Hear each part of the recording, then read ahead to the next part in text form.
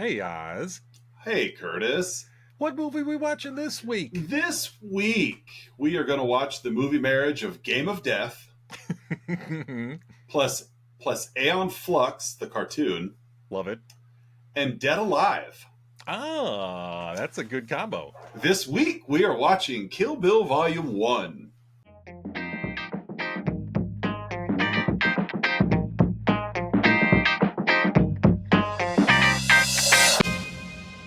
Uno.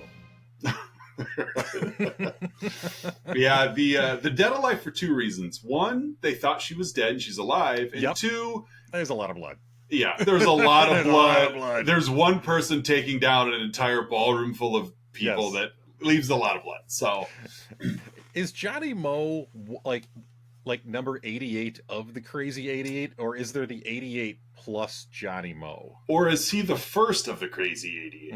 I don't know, or is he just Johnny Moe?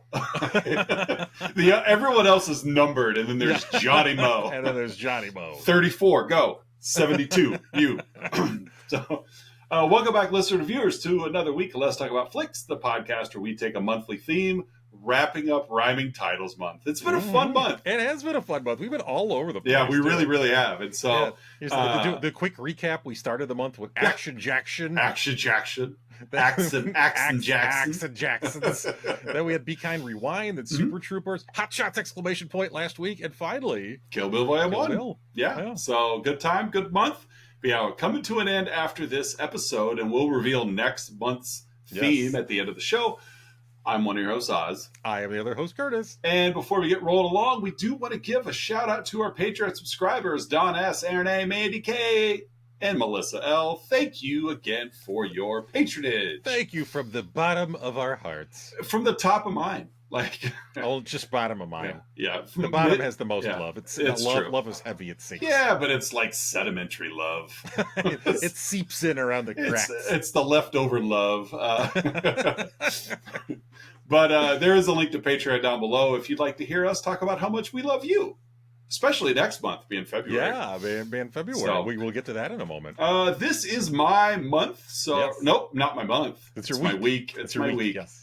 So you've got the characters, and I'm going to go take about a half-hour break. Well, I run through the characters. I want you to go into detail on every single one of them. Everyone. All 88. Rich backstory. All number 29. It's like Des Moines, Iowa. It's like a Royal Rumble. It's funny, but I was actually, before we started, I was brushing my teeth before we started, and I had on the 1996 Royal Rumble. Oh, that was a good one. It's so far it's boring. There's like 9 people in, none have been eliminated. What Rumble was it? Was it 92 Rumble that Flair was like the number 2 or 3 guy in? Yes, okay. That was 92. Yeah, that's the one I got confused with. Sorry. Yeah, that was a great Rumble. This one, the number 1 was a very, very young Hunter Hearst Helmsley. Ooh. Did he go by Hunter Hearst Helmsley? Hunter Hearst Helmsley. Okay. He walked in. He had like a blouse on. He folded it up very neatly. Was he a blue blood yet? I think so. Yes. King Mabel just entered, and actually Yokozuna. He was like number 9, I think, just entered. That's a lot of weight in that ring. It is. Yokozuna and Mabel. It's a long way for those guys to go over the top rope and all the way to the floor. That's a long fall for Yokozuna. Gravity. All right, let's hit this cast of characters. Go for it. We've got Uma Thurman, U to the Q and U in Kill Bill as the Bride. Right. I don't think I'm going to say her first name in this because they don't say her first name. They don't. In this. No. So it's on her passport, but that's the only time you see it. So she will be the Bride for this episode. And then does she have a code name?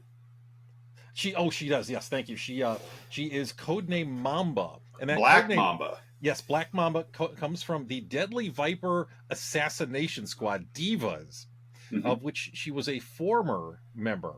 Yeah. The other Divas who had ganged up to murder her. Murder. We have Lucy Liu as O-Ren Ishii, codenamed Cottonmouth. now the leader of the Japanese Yakuza. We have Vivica A. Fox as Vernita Green. She should have been Black Mamba. She tells you that herself. Yes, she tells you that. Codenamed Copperhead, who's now a mother and homemaker. Yeah. We have a brief appearance in Volume 1 from Michael Madsen as Bud, codenamed Sidewinder, who's a down on his luck at this point. Very down. And then we have Elle Driver, played by Daryl Hannah herself. And like a real resurrection role for her. Yes. Codenamed California Mountain Snake, intentionally a handful because her character is supposed to be kind of a handful. Yes.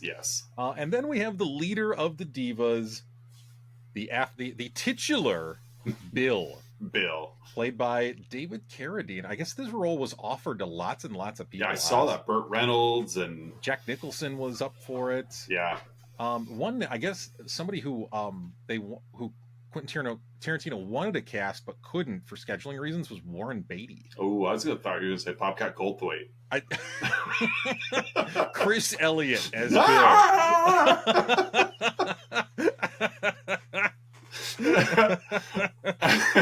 I would love a Bobcat Goldthwait as Bill. Bobcat as Bill. I could go for that as well. Louis Anderson as Bill. Right. Vern Troyer as Bill. Vern Troyer. I could see Warren Beatty in that role. Easily. I think he would have been easily. But David Carradine is great. Again, very just a couple cameos, and you don't see his face in this one. No, so he's there. He's more of a presence than he is a character in this. Yes. He's like a Dr. Claw of Inspector Gadget fame. Gadget, stroking the cat. Yeah. We then have some other supporting characters. A couple of people who are part of O-Ren Ishii's her clan of people, her insiders. We have Julia Dreyfus as Sophie Fatale, O-Ren's right-hand person. Also a former protege of Bill, so a former student of his. We have O-Ren Ishii's her bodyguard, Gogo Yubari. I love Gogo. Chiaka Kuriyama from Battle Royale. Yeah, Battle Royale. Then we have somebody I mentioned before, Johnny Moe, the leader of O-Ren's personal army, the Crazy 88, as played by Gordon Liu. Yeah. Of late 70s Chinese Shaolin fame. We then have Sonny Chiba, another old school Asian martial arts film star, as Hattori Hanzo. I love the clout that, like, not only does Tarantino like love and respect that era of filmmaking, but it's also, it seems to be mutual in that, like, I want Sonny Chiba and Gordon Liu, and there they are. Like, the movie only had like a $30 million budget. But to be like, we'll do that for you. Sure. So Hattori Hanzo is running a sushi restaurant in Okinawa, and is also a former swordsmith. He also has an assistant, Shiro, played by Kenji Oba. We have Michael Parks as Texas Ranger Earl McGraw. That I love Michael Parks. Pops up in From Dusk Till Dawn, Grindhouse. I do. I love Michael Parks. It's great. And he was really good in Kevin Smith's Tusk too, which is not a great movie, but he was great in it. Memorable, yes. We also have his real life son James Parks playing the character's son. Son number 2, or is it number 1 or 2? Son number 1. Yeah. Edgar McGraw. We got some other characters as well. We have Buck. We got some other Japanese crime bosses. But those are the main ones there, Oz. So quite a cast of characters, quite an acting list as well. Oh yeah, compilation of performers there. So hey, Oz, what do we got for the plot of Kill Bill Volume 1? I almost threw Pulp Fiction into my movie marriage, but it was a little too much Tarantino. But this movie does not have a sequential plot. So we start with chapter 1. Yes. Called 2. 2, yes. Star Wars Episode 4. Right. It's chapter 1 called 2, which in the linear storytelling of, like, the chronological storytelling of all these scenes, is not one nor two. Yeah. But the film really does open in black and white. We get the bride. I mean, it just thrusts you right into it. You have a beaten, sweaty, bloody, black and white close-up of Uma Thurman. Half dead. Yeah. I mean, just on life's last thread. Mm-hmm. She's getting a talking to. You know, we know it's from Bill because of the embroidered Bill on his handkerchief as he's like wiping her. And she is, despite not showing him, we know that he's obviously done this to her. Yeah. And just on the cusp of telling him that it's his something, which we obviously, even if you don't know, you know she's talking about a baby. Yeah. Shoots her in the head. Cut to opening credits. Like, just intense right out the gate. Yes. Oh my, super intense. Yes. Reminding for those who didn't catch the end of our Hot Shots episode, Oz, where and when did we see this film together? I nabbed some pre-release tickets from Entertainment Weekly back when I lived up north, and of course you were up there too. Mm-hmm. And was it River East? It was the River East in Chicago. We went in and saw this. I think it was like a week before their premiere, and so we obviously there was, I guess, an embargo, but we weren't doing this at the time. Yeah. But yeah, so it was. We knew we were Tarantino fans, and we walk into this not having a clue what to expect, and that's the scene we're met with. This is what greeted you. Is our heroine, because she's all over the posters and marketing, getting shot in the head before the opening credits. Mm-hmm. And you're like, oh, okay, where's this going? Give me that kind of movie. It's a nice, heartwarming film. Uh-huh. And then we fast forward, you know, after our opening credits, we get, again, the chapter jump as she's pulling up in front of a house, giving a nice little voiceover of, we're in front of the house of Pasadena homemaker Vernita Green, you know. Again, we don't know anything about anything yet. No, there's like little Tykes toys in the front yard. You know, this is your picturesque, just suburban home. Yeah, and she pulls up in a bright yellow pickup truck. With a less than appropriate name for a cat wagon. And so it's like, okay, this is going to stand out in this neighborhood. She just goes up, knocks on the front door. You know, Vernita Green opens the door, and right. Just excellent use of music and sound effects in this movie, and just kicks her backward into the house. And we have a full-on battle on our hands right here in this living room. Yeah, it's, you know, they both have knives. They're just trash talking each other. We don't know what's going on between them outside of the fact that they want to just kill each other. Yeah, and they're trying their best to. Yeah, very, very much so. Super brutal fight too, like putting each other through tables, stabbing through the tables, like, and then a bus pulls up out front, and we see the bus pull up as they're fighting right in front of the window, and that, you know, and Vernita just kind of looks like, not in front of my kid, like, you know, like, and the bride respects that. Door opens, you know, of course they're both standing there bloody, sweaty, like, you know, the daughter's like, little girl clearly knows something's up. Mom, what happened? And she's like, that dog of yours, you know, he messed up the living room, you know, he acted a fool. And that there's now peace. Like, the kid's home. Yes, they both a momentary reprieve. Yeah, they put their knives away and they go to the kitchen and have a conversation. Like, have a cup of coffee. Yeah, let's have a cup of coffee. I'm going to make my daughter a bowl of cereal. Like, it's fine. You know, and we get a little bit of their backstory about like, hey, I know what we did to you is wrong. This is from Green. Because, of course, we saw Uma Thurman get shot in the head, but we don't know why she's here in front of this house. I know what we did to you was wrong. You know, I've owned that. You know, but again, like, that's not good enough. She reaches into the box of cereal, conveniently named Kaboom, which everybody keeps a handgun in their cereal box. That's the toy at the bottom. Right. You pull. I only got finger traps when I opened when I dug in my Fruit Loops. I got one of those like flippy frogs that you pull it back to.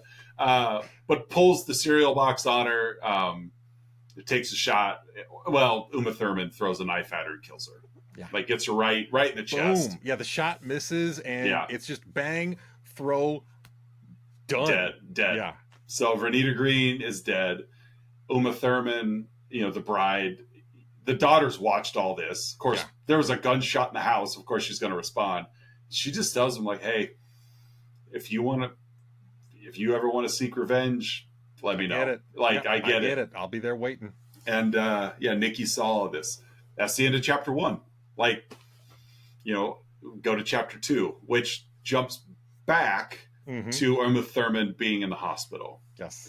The blood-splattered bride. Yeah, the blood-splattered bride. Actually jumps all the way back to Sheriff McGraw pulling up to the scene of the massacre at Two Pines wedding chapel. Son number 1. Right. They're looking at everything. I mean, just blood everywhere. Carnage. Absolute carnage. Yeah, it's a massacre. So they're crouched down over the bride and, they're kind of talking about, it's pity that, as pretty as she was and she's still alive as she spits blood all over his face, just as a just a reflex. Yeah. And so we cut to her in the hospital. She's comatose. We see Daryl Hannah as L Driver, with just an awesome Bernard Herrmann whistling piece. I'm escaping the name of what it's called. It doesn't matter. Yeah. But she's basically dressed as a candy striper, like not even remotely believable as what a nurse would look like. It's kind of a take on like a 40s 50s era absolutely nurse, but sort of, but not really. I love the eye patch with the cross red on cross it. on it. Yeah, that was such a great touch. But she's coming. She's basically, I'm here, Bill, and I'm going to inject her IV and kill her. She's been sent to do that. Just as she's about to, her phone rings, and it's Bill. We owe her more than that.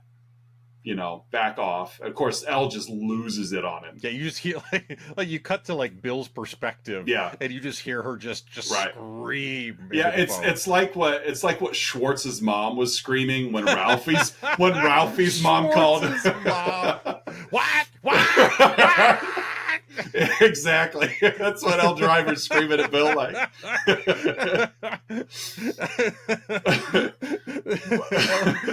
Daryl Hannah also had a bar of soap in her mouth at the same time as well. Yeah, she said fudge a few times. We should have used Light Boy. And so we cut, basically Bill's like, we can't, not in this state. Yeah. Like, we owe her more than that.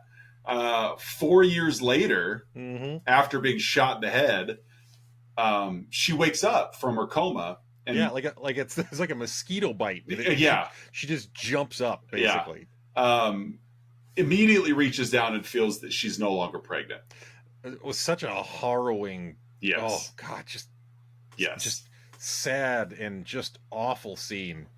It like you just feel her emotion because that's her initial reaction.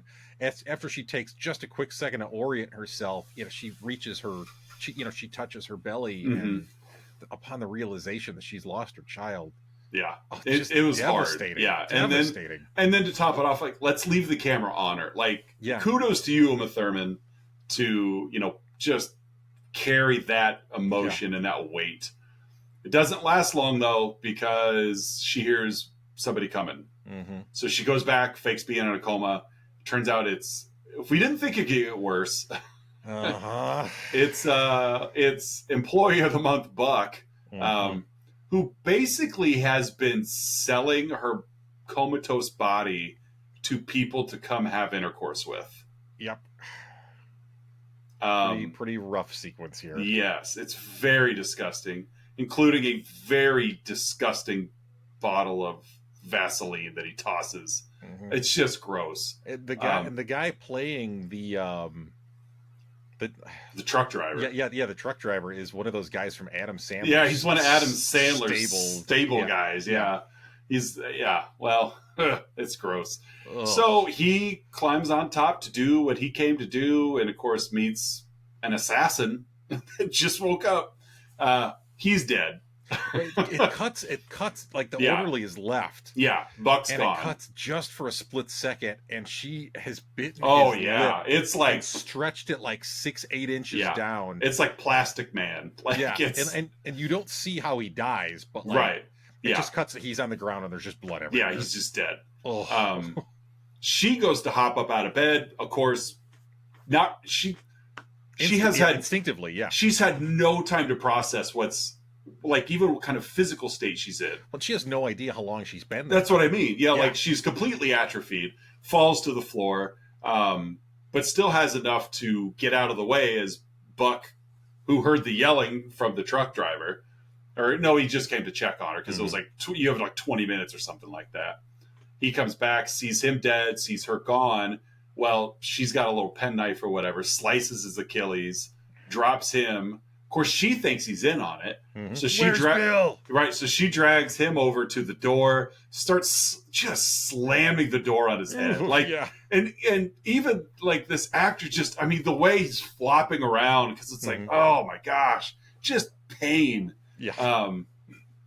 Comes to discover, Buck does nothing to do with Bill. She kills him anyway. Rightfully so. Takes his keys, gets up in a wheelchair, just wheels herself out. She finds a truck that matches the keychain. it's easy to pick out of the crowd, and crawls into the back seat, and basically we get a Tarantino foot fetish shot. Whatever. As she's trying to will the paralysis away. Yeah. It spends like your big toe. Yeah, it spends like 13 hours getting herself back to functioning, and then gets in the truck and drives off. Well, of course, we've seen that truck already, so we just got introduced to a truck we've already seen. So now you're kind of realizing, wait a second, this happened before the Vernita Green, which we kind of knew that anyway when she was in a coma, but still, okay, this is all backwards. That's the end of chapter 2. Chapter 3, the origin of O-Ren, which is completely animated. We get a little bit more just voiceover of we meet O-Ren. I'm not going to spend a lot of time on this section. Again, very brutal, very rough watch. Very brutal. Yeah, it's like even animated, it was brutal to watch. Yeah, and it's done in anime style. Yeah, as well. Yeah, so, Like I said, with your hyper violence, your highly stylized, animation. Very much so. Paint or the blood is painted on. It did really remind me of that Aeon Flux. The style of animation. And so as a child, O-Ren witnessed her parents being murdered by a Yakuza leader, boss Matsumoto. That's right. She waits 11 years, and then at 11 years old, after basically training, discovers that Matsumoto enjoys the company of young women, as she's an 11-year-old. Uses that to her advantage to get in with Matsumoto, kills him, and then works her way up the chain as an assassin. Yeah. And just we see a lot of what she's been doing, in all this anime style. And it's extremely well done. I love that little sequence of her on the rooftop assassinating some foreign dignitary. And we watch it from the bullet's perspective. Yeah, as it carves through the guy's head and brains. Yeah, and then the two groupies that are with him. Yeah, it's like the bullet hole's perspective. Yeah, they both dip in and look at the hole and scream. It's just very well done. And so that's what we get. And then we cut back to the bride as she finally regains the wiggle in her toe.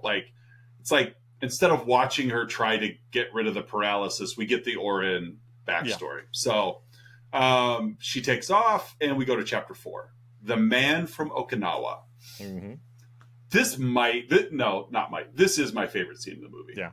It's a great character work, and yes. Yeah, I love the sequence in the restaurant. It's so well played. It's so well exactly. Yeah, like choreographed. The way that they mark it's just so well acted too. I mean, because it's such a minimalist set, and there really isn't a lot of camera movement. It's a lot of just set the camera up and go. Yeah, just let them work within the frame. Right, and just I really like. I think this is the best acting Uma Thurman's done in the movie.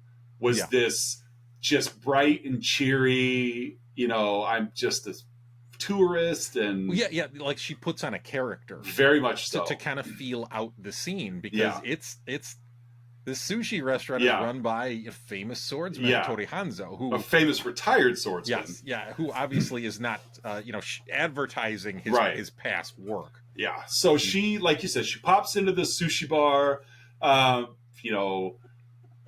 Just plays it up playing as you said, like kind of like ditzy blonde, like kind of California, I'm tourist. What are you doing? What are you doing here?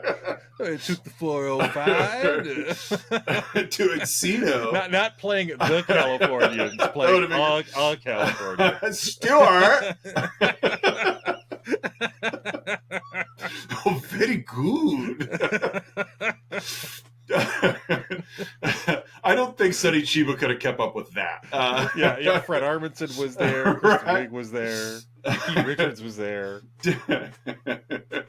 And so, she pops in, and you know, she's playing it up, and she's practicing her Japanese, and she's getting complimented on it or whatever. And you know, she finally, once she realizes that she's in a safe zone, she takes off her mask, figuratively. He doesn't see it coming, and she's like, you know, I'm here. I'm here to talk to Hattori Hanzo. Yeah, and he just, I mean, like almost he drops a glass. Yeah, it's almost like he's been in like witness protection and just got found. Yeah, like his cover got blown. Yeah, like PTSD. Like, very much so.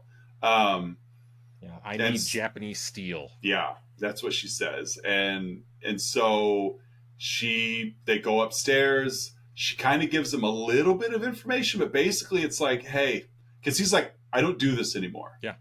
These are all just these are instruments of death. Yeah. I don't do that anymore. I just keep these for posterity. Like, no. And she's like, you know, I'm hunting rats. You know, and he's like, and she's like, she writes Bill on the foggy window. Well, she tells him it's one of his former students. Yeah. And then he kind of figures it out. And then, he wrote it. She didn't write it. He wrote it.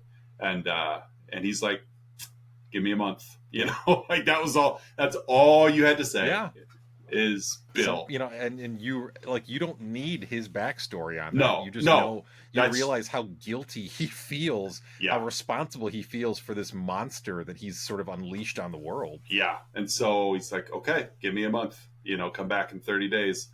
That's the end of chapter 4. Yeah. And then we head to the longest chapter of the movie, chapter 5, the showdown at House of Blue Leaves.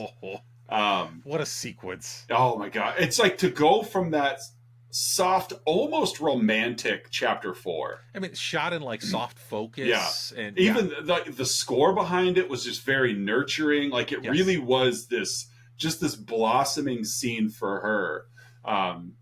Because in the ins and outs of it, you know, we do see she's made a kill list. Mm-hmm. And O-Ren was at the top.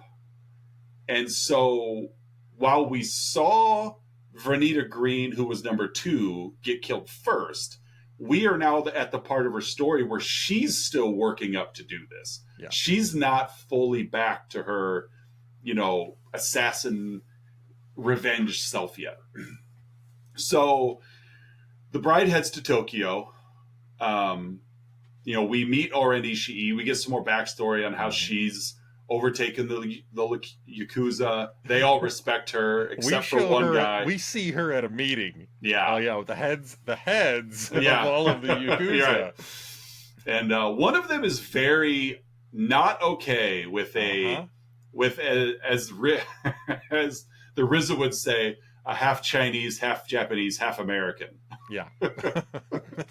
150% of the math doesn't add up, but whatever. Just go. But he's not okay with a non-full-blood Japanese person. Yeah. Not only that, but a woman running the Yakuza, and calls her out for it. And so she just goes and takes his head. Yeah. Like, lops it right off. Hops up on the table. Right. Just boom, and blood flow. Oh, yeah. Just moment. Just like geyser. Yes. Like, and not even immediately, which is great. She cuts it off, holds her pose, and then whoosh. Yeah. I love the excess in this movie. Oh, yeah, very much so. Like it's one of those where it's almost like an art that they're doing. Oh, yeah. Like, it's supposed to be over the top. Yeah, it's supposed to be hyper real. Yeah, it takes a lot of effort to do it this intense, this well. Yeah. Which, again, to give credit to Peter Jackson and Dead Alive, kind of the same thing. Yeah. It's not hard to throw a bunch of blood at the screen, but it's hard to do it well. Yeah. And they did it well.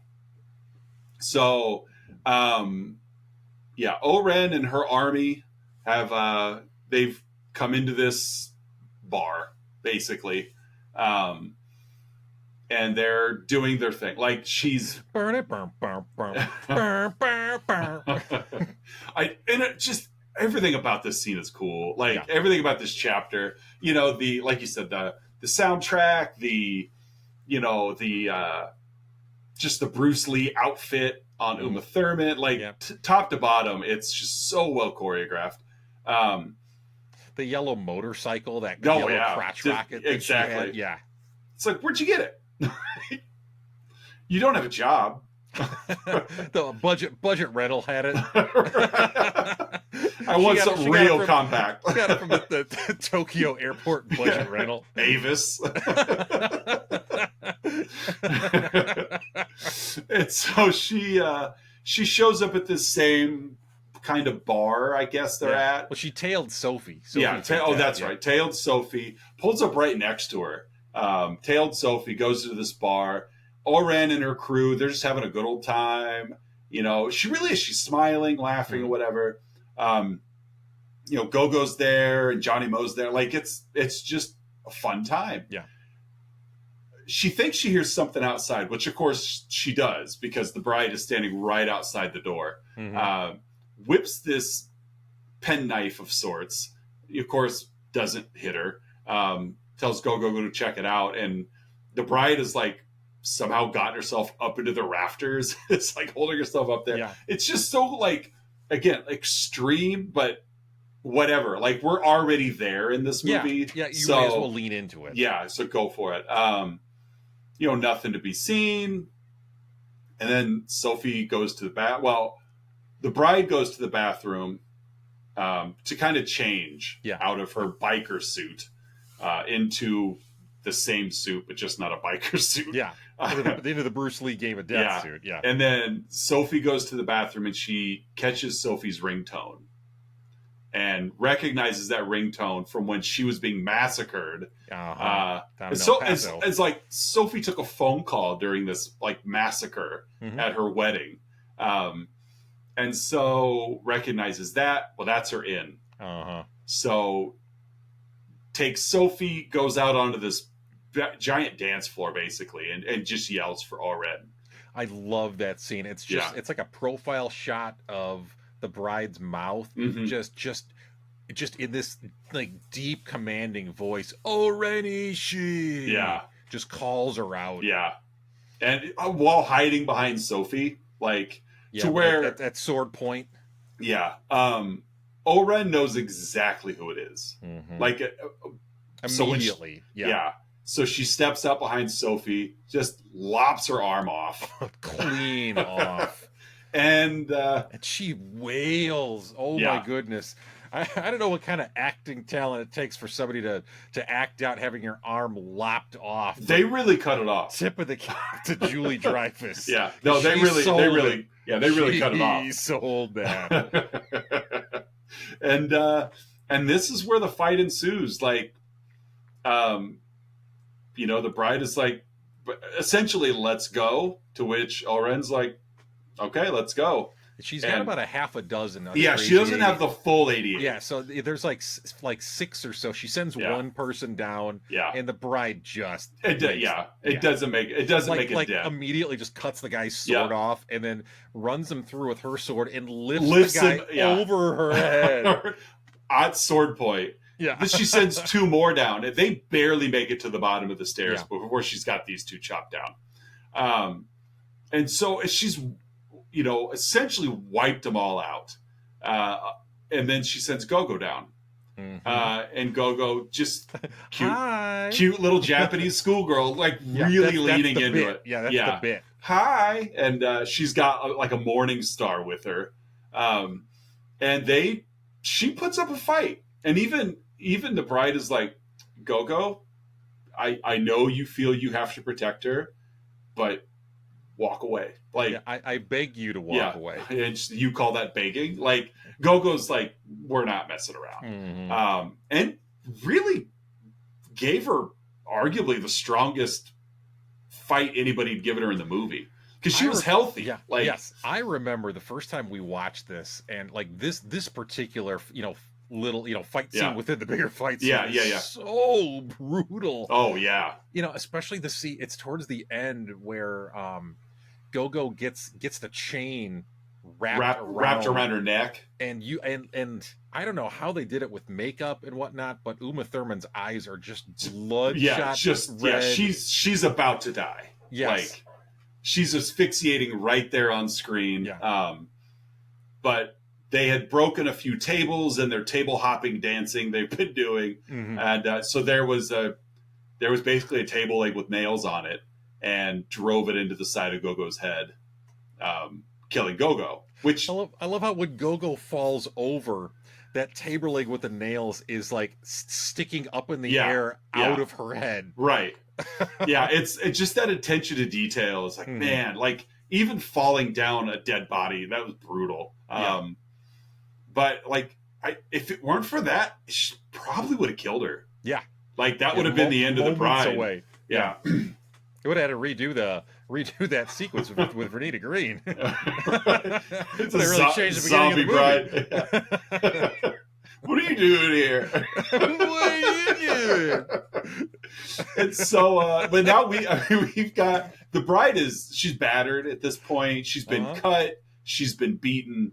And it's just her and O-Ren, and then we hear motors. Whole lot of motorcycles pulling up. And it was fun because it's almost like the bride was like, she even says like O-Ren goes, you didn't think it'd be that easy, did you? Well, as a matter of fact, for a second there I did. And it's almost like, okay, like let's keep going, and like the other 82 show up. the other 80, the surviving 82 members of the crazy 88. And they all come in and they all circle around her, and the music drops a beat or 7, and we get a little bit of one at a time fighting, but not really too much. They did a pretty decent job of keeping the bride on a swivel. Yeah. Like she's fighting from all angles. When she's using her sword, like the reflection from the sword to see behind her. Johnny Moe's like right behind her. It's like it was like, oh man. And so she's going to town on these people. The music changes to Nobody by the Human Beings. And that's great. Oh yeah. The music in the sequence I know, and is it's amazing. And it's like there's absolutely no reason why it should work. But it works. Like it's like graphically violent. Oh yeah, like graphically violent. Violent enough that she plucked a dude's eye out, and then the scene went black and white. Otherwise, it would have been just red. Yeah, it was the only way they could get it past the past the MPAA censors to keep an R rating. Yeah, they had to go to black. So much blood. She's cutting limbs off left and right. Just cuts a dude in half. Just splits him like Conan the Librarian. He also didn't know. Yeah, he did. Yeah, I don't think he knew. Those books were late. At one point, looks up and O-Ren just walks away like she's bored. Like almost like she's bored and she's not even concerned anymore. Like there's no way she could take all these people out. She gets a pretty good fight out of Johnny Moe. We defy physics a lot. Like whatever. And it ends up in the room, like almost like the tea room that O-Ren was in. They turn the lights off, and it's just another silhouette fight against a blue light. Such a cool scene. Yeah, with some great music from the RZA score going in the background. Yeah, for sure. Gets it down to where she's down to just one of the 88 left. The lights kick on, and it's just a kid. Yeah.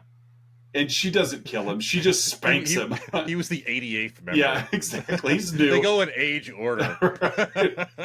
And but she just basically yells at him and spanks him and sends him home. Yeah, like with the flat of the sword. Yeah. Like she doesn't hurt him.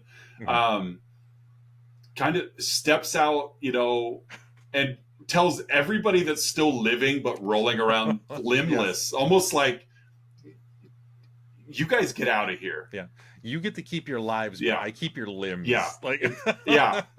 Except for you, Sophie. Yes. Yeah. You stay right there. Then she goes out back to find O-Ren. In this very tranquil, peaceful. So peaceful. Like a dusting of snow cover. I love that sound effect of the water pump. Yes. I actually just had that in my notes. Just that like that hollow bamboo. Yeah. It's just so peaceful. Yeah. And it really is a peaceful fight between these two. Well, and it juxtaposes the brutality with this peaceful setting. And so they face off. I mean, they go tit for tat, one cuts one cuts the other. Yeah. Obviously the bride gets the upper hand. It slices. Well, she tells her, it was kind of fun. She goes out there and pulls her sword, and she's like, almost, again, because they have a relationship. Yeah, they know each other. They're not unfamiliar. Yeah, just like the Bride and Vernita did at the beginning of the movie. Like, we saw the brutality, but then they actually had a conversation because they know were each colleagues. other. They were co-workers, teammates for many years. And so, she's like, basically, where'd you get your sword? It's Hattori Hanzo. And she's like, you lie. Like, no way. And so she shows her the logo, and she just, like, instant jealousy. Like, I thought that's not fair. You have one and I don't. They fight it out. The bride ends up, like, basically scalping her. Just with a clean swipe, just slices the brain pan right off the top of her head. Like, literally scalps her. You see her scalp just sort of tumble in the air, fall into the snow, and then her last lines are like, "Was a Hattori Hanzo sword?" Like only Hattori Hanzo can do that. And then we get kind of the prologue or the epilogue of, she grabs Sophie, takes her with her, shoves her in the trunk, because it can't be a Tarantino movie without a trunk shot. Somebody getting shoved in a trunk. Which is brutal. Like, pulls up at the top of a hill by a hospital and just chucks her. Like, just throws her down the hill. She's limbless, by the way. She has no arm. Just throws her down. She rolls to a stop at the hospital, like ER. And then we catch the end of Sophie's being not interrogated by Bill, but basically I had to tell her. Yeah. And the bride is like, I want him to know that I know. Mm-hmm. I want him to know that I know he knows, whatever. And she also got the location of the other divas as well.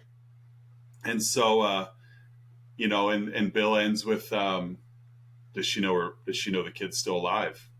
And roll credits. Cut to credits. And then we're like, well, now I gotta watch the second one, Ooh, and, what a movie, Oz. Yeah. It was a long-winded summary, but it was worth it. Yeah, a great movie, great plot. Yeah. Yeah, it's just a great movie. So, hey, folks, at this point in the show, Oz and I each give our own unique ratings to the film in question, 2003's. That's right. Oh, 3, right? I think so. Yeah, 2003's Kill Bill Volume 1. Hey, Oz, how would you rate this flick? It's an easy low-hanging fruit, but I'm going to give this one a crazy 88. Sorry. It deserves 100, but yes, I'm just going to give it an 88. Crazy 88 is a mathematical term that equals 100. It's true. Yeah. I'm a math minor, and I didn't know that, but it's true. It's upper level. Yeah, it's there. Yeah. Yeah, your 4-function calculators can't do it, but get a Texas Instrument. You turn your iPhone sideways, and it unveils the keyboard. So it's there. Just look crazy 88. What are you rating it? I'm mine. My rating is I'm giving it all of the Hanzo swords. All the Hanzo swords. Very nice. Mm-hmm. Hey, next up, folks, we got Outside Insights. Oz and I have been scouring the interwebs, searching for unprofessional reviews that tickle our funny bones, and we hope they tickle yours as well. Oz, what's your outside insight for Kill Bill Volume 1? My outside insight comes from Skirt. It was just left a couple of weeks ago. Says, tell me this is satire, I beg. Stupidest film I've ever seen. You have to despise women to make something like this. Tarantino is literally 15 years old. Literally. People seem to think this is empowering. It's literally his own custom-made pornography, complete with feet, Japanese schoolgirl, coma rape, etc., etc., etc. And it's just dull. Yeah, if there's one word I could use to describe this movie, it's dull. Half a star. Oof. Because he's literally 15 years old when he made this. Literally 15 years old. Yeah, which makes Tarantino in his mid-30s now. He looks older than that. That really makes Reservoir Dogs a bigger accomplishment then. Great job. It's like literally a show and tell film. He was like 6 years old when he made Reservoir Dogs. Good job, Quentin. So, but he had connections as a 6-year-old. He knew Harvey Keitel. Yeah, Tim Roth, and so yeah, that's my half-star review from Skirt. Skirt. Oh, what do you got? I'm going to throw 2 at you there, Oz. I'm Oh, going to start. good. They're both from the Internet Movie Database. The first is a 1 out of 10 left by Fubard in July of 2005. Okay. How can anyone give this rating above give this a rating above 3 is totally beyond me. If I were Uma or Lucy or any of the other actors, I would be embarrassed to see my name in the credits. If you want to see a good film of this nature, see Peter Jackson's Dead Alive or Sam Raimi's Evil Dead. Hey, Dead Alive. Yeah. You plucked it right out of your movie marriage. Yeah, just like you plucked that eyeball out. There's one more sentence I'm going to say for this one. Yeah. The chances of my seeing part 2 after this are 0 to none. I never quite understood that phrase. No, me either. 0 to none. It's not a scale if it's 0 to 0. Right, yeah. And 0 and none are the same. Yes. So it's just, you could just say one or the other. That's fine. 0 to none. Oh, 0 Lord. to none. The other one I'm going to share with you is left, also for the Internet Movie Days, is a 10 out of 10. It's the opposite end of the spectrum. Ooh. This is left by Bevo in June of 2020. It's just a 1-sentence review. I like how she wears a yellow tracksuit and chops people with her sword. 10 out of 10. 10 out of 10. 10 out of 10. I like that. Yellow tracksuit, chop, chop, chop. I only really saw the third act, but I liked it. Yeah, it was great. Checked every box I like in movies. I like yellow. I like swords. I like Charlie Brown. All right, hey folks, it's that point in the show you've all been waiting for, our signature segment, the 3-2-1, in which Oz and I each share 3 goods, 2 bads, and 1 about the film we've been yapping about. Kill Bill Volume 1. Oz, what are your 3 goods? My first good, I purposely left this out because I wanted to talk about it here. When the bride gets... Well, no, not the bride. Yes and no. When O-Ren's crew gets to the bar, there is an extremely long one-shot. Yep. And it is so well done, not only visually, but the focus of the actors to pull off something that long, to hit every beat they have to hit, both background characters and focused foreground characters. It's just a testament of just excellent filmmaking. And so that's my first good, is that it was kind of like his nod to, like the classic Goodfellas shot. Yes. Boogie Nights has a similar one in the beginning. Yeah. It's just good on that. I just really enjoyed that. I mentioned it earlier and I'll say it again. I really liked that that Hattori Hanzo Chapter 4 Man from Okinawa. Yeah. Just that whole scene was just tender. It's a much different vibe than the rest of the movie, but it still fits. Right. And so I really like that. And my third is just the soundtrack was excellent. Yeah. You can't beat the soundtrack. With the exception of the score, like every musical piece in this movie came from another movie. And so it's like, man, there's been some great music in some unknown films. And Tarantino, of course, has seen them all because it's Tarantino. He's seen everything. So those are my three goods. What do you got? My three goods. I'm going to start with Oz. This movie has one of my favorite things. It has miniatures. Miniatures. Tokyo. Yes, the sequence where she's on the plane flying into Tokyo.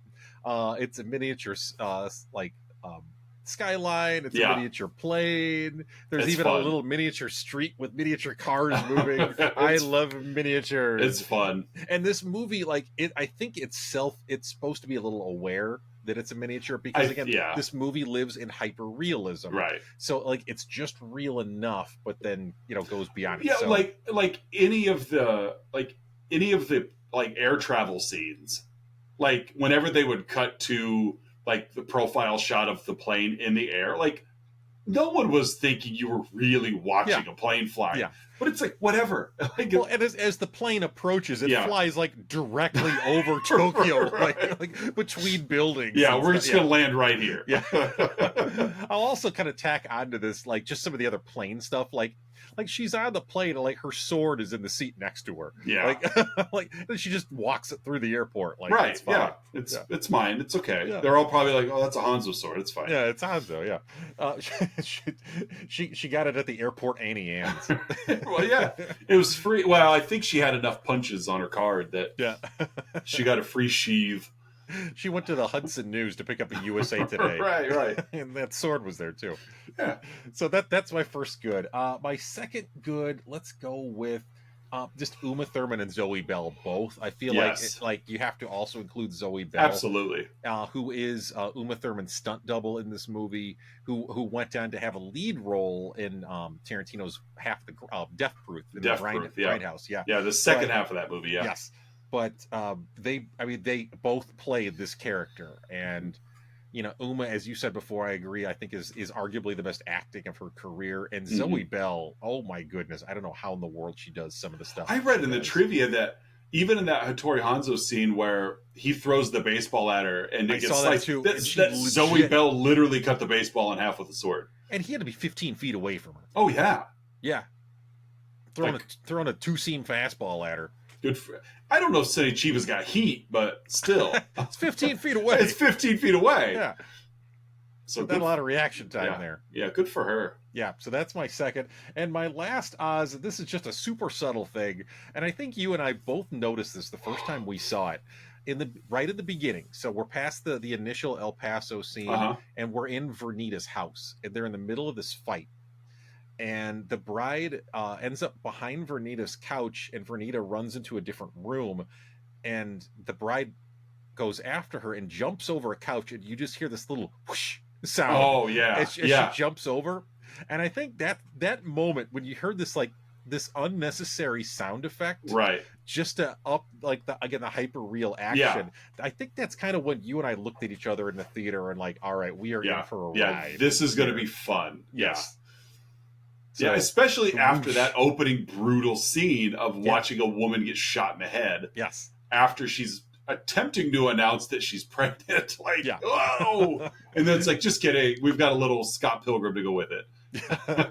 So, my third good is unnecessary whoosh sound. Yeah. Fair enough. All right. Hey, Oz, what are your two bads? I mentioned it a little bit last week at the end, and I talked about that there's times where the dialogue in this movie is just a little too cute. Yeah, I can see that. And it is what it is. It doesn't spoil anything, but there's just sometimes it's like the silly rabbit tricks for kids thing. It was oh god, it just, I don't know. It's it just got a little cute at times. Sure. And my second is just gross medical professionals. Yeah. Yeah, that orderly is disgusting, and he deserved every knock to the head that he got. Plus more. I concur. Yeah, that's my second bad. It's gross. Yeah, it's very gross. What are your bads? I'm actually going to build off that and kind of take it to another step. As much as I enjoy this movie, was that necessary? No. The Buck scene, like, it's kind of almost like, has she not suffered enough? Right. Like, it's trauma on trauma on trauma, and it didn't really add much to the story. It was just another way that you can abuse the bride. It's almost like, but it's like, I get it, because she wasn't aware of all of that extra trauma. So it was traumatic to us, and not, I mean, she's finding out as we're finding out. Yeah. But you're right. It wasn't necessary. Yeah. Like, I think there was a way you could have done that.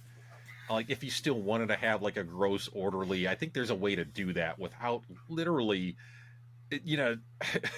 having it exposed that her character has been repeatedly raped. Yeah.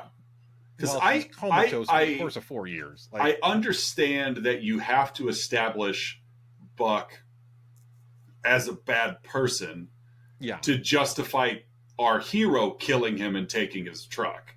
Yeah. Because if she would have just woken up and killed Buck, and Buck didn't show any sort of reason to deserve it, well, then it's hard for us to side with her when she's just killing for killing's sake. Yeah. But yeah, you're right. There could have, I don't know what that better way would have been. I thought it was just too mean. It was too cruel. Yeah. Like, it was just too much. It just felt like Tarantino saying, look what I did. Like, yeah, I agree.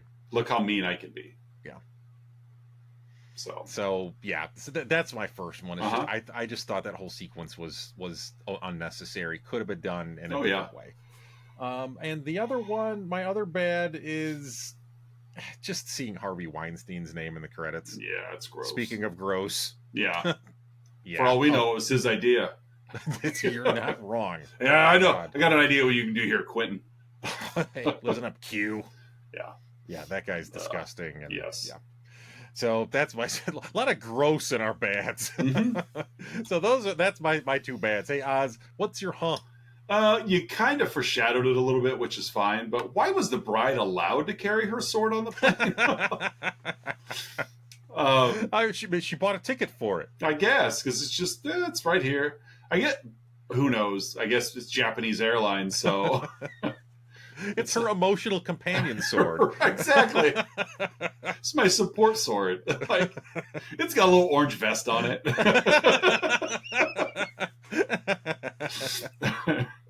You can't deny me. So that's my Why was she allowed to carry a sword on the plane? That's a good What's your I'm gonna start with a preview when the bride, you mentioned before, when she's leaving the hospital, she wheelchairs herself out to Buck's truck, and she gets in, and then she goes to leave, and the wheelchair's gone. I get this is just probably one of those simple movie goofs that you see. It's been 13 hours.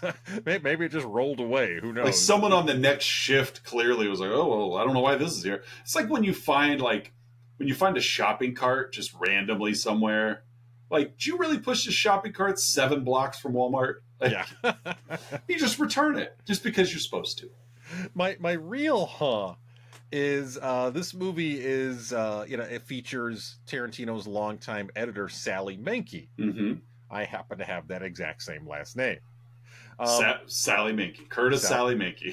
Curtis Sally, yes, Sallymmenke. Yeah. It's all one word. It's all Salamanque. Salamanque. Yeah, it's Guatemalan. to my and there's not a whole lot of Menkes out there. It's not a super common last name. Right. To my knowledge, I don't have an Aunt Sally. I don't know of any direct relation, but every time I see Sally Menke's name in credits, I just call her Aunt Sally. I feel like she and I have that connection. So my is, how come I've never met Sally Menke? And I know she's passed on. She's passed on. Yeah. She has passed on. But I wish I knew Sally Menke. I wish I knew Aunt Sally. It just even to like Ancestry.com it to see if you guys cross somewhere and be like, oh, that's cool. I mean, by the transitive property, that means that I could also be a skilled editor for Quentin Tarantino. Mm-hmm. Oh, yeah. Aunt Sally taught me everything she knew. Right. Before she passed, she gave it all to me. Yep. You just pat whatever notebook's nearby, and it's right here. All right here in the notebook. Right, it's there. Thanks, Aunt Sally. Rest in power, Aunt Sally. And if that doesn't work, you can always go try to be an editor in the View Askew universe.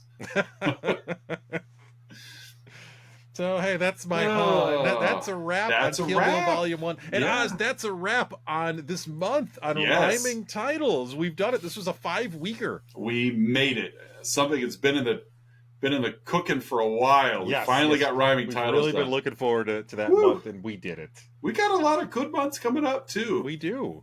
What do we got for next month? Well, next month, Oz, is February at the time of this recording. If you're a fan of the show. Yes.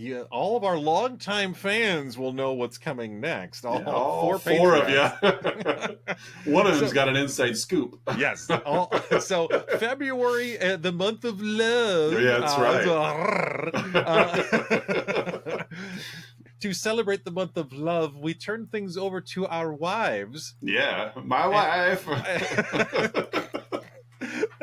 You saying that? There's a great, I'm a huge Bob's Burgers fan. Oh, yeah. And there's an episode where Bob is, he's imagining himself working at an office, just like a typical corporate office. Okay. And he's standing around the break room. They're eating cake because it was someone's birthday, and he goes, "Hey, so-and-so, hey, my wife, Borat." That's what you do in corporate America. That's what you do. You eat. You stand in the break room, eat cake, and go, "My wife, my wife." Oh, that's Borat. Ooh, new movie reference. We're friends. So February, this coming month, is Wives' Choice Month, where Oz and I lean into our betrothed and ask them to contribute a couple of movies for us to cover. This is Wives' Choice Month Part 3. It is the third time we've done this third annual Wives' Choice Month. Yeah. In the past, I just brought up our list. In the past, such winners that we featured have included Dracula. That was the Bram Stoker's Dracula. Yeah. The Bodyguard. That's my bodyguard. That's my bodyguard. Secretary, Legends of the Fall, featuring Pete Meat Brad Pitt. It was just a bonkers movie. Oh, just all over the place. Yeah. So not what you would expect. No. Into a movie that was advertised as just 2 hours of shirtless Brad Pitt in Montana. Yeah. It was fun movie though. Last year we had Hope Floats, Say Anything, Game Night, and Saving Silverman. Yeah, because that's the kinds of things our wives are into. That's what they wanted to watch. And go ahead.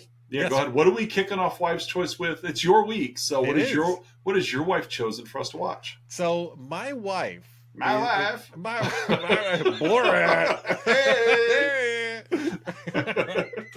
We chose, and as you and I debated, it's Wives' Choice. There's no in Wives' Choice. Well, Patreon subscriber Melissa L. was aware.